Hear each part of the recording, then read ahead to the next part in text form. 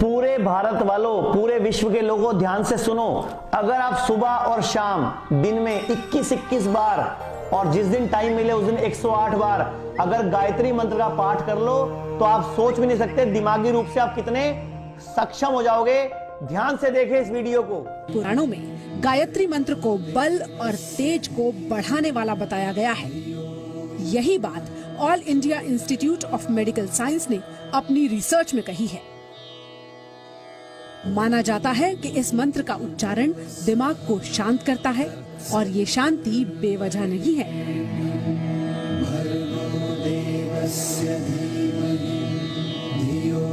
AIIMS के scientists ने ये साबित किया कि गायत्री मंत्र जादुई दवा की तरह काम करता है।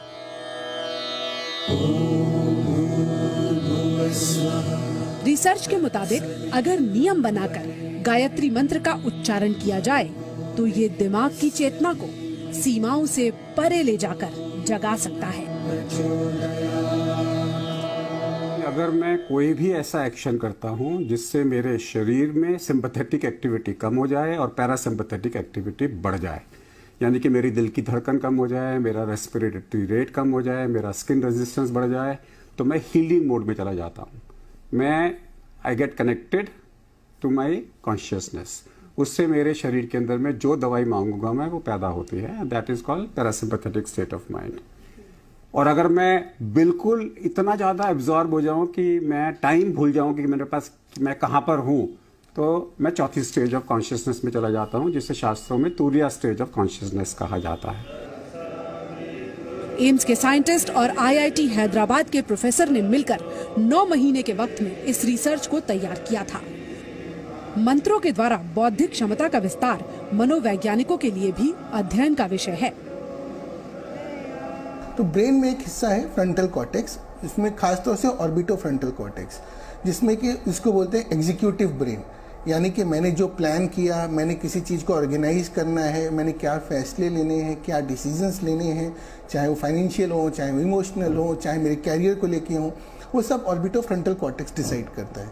तो अक्सर जब भी हम कोई भी लाइफस्टाइल चेंज जो हेल्दी वाली होती हैं, चाहे योगा की हो, मेडिटेशन की हो, चैंटिंग की हो, चाहे वो गायत्री मंत्र हो, बहुत लोगों के लिए अलग तरह के मंत्र होते हैं, सब में एक देखा गया है कि ब्लड सप्लाई कुछ पर्टिकुलर एरियाज में बढ़ती है, जो उस वजह से ब्रेन में पॉजिटिव चेंजेस आते हैं, जिसको बोलते हैं न्यूरोप्लास्टिसिटी।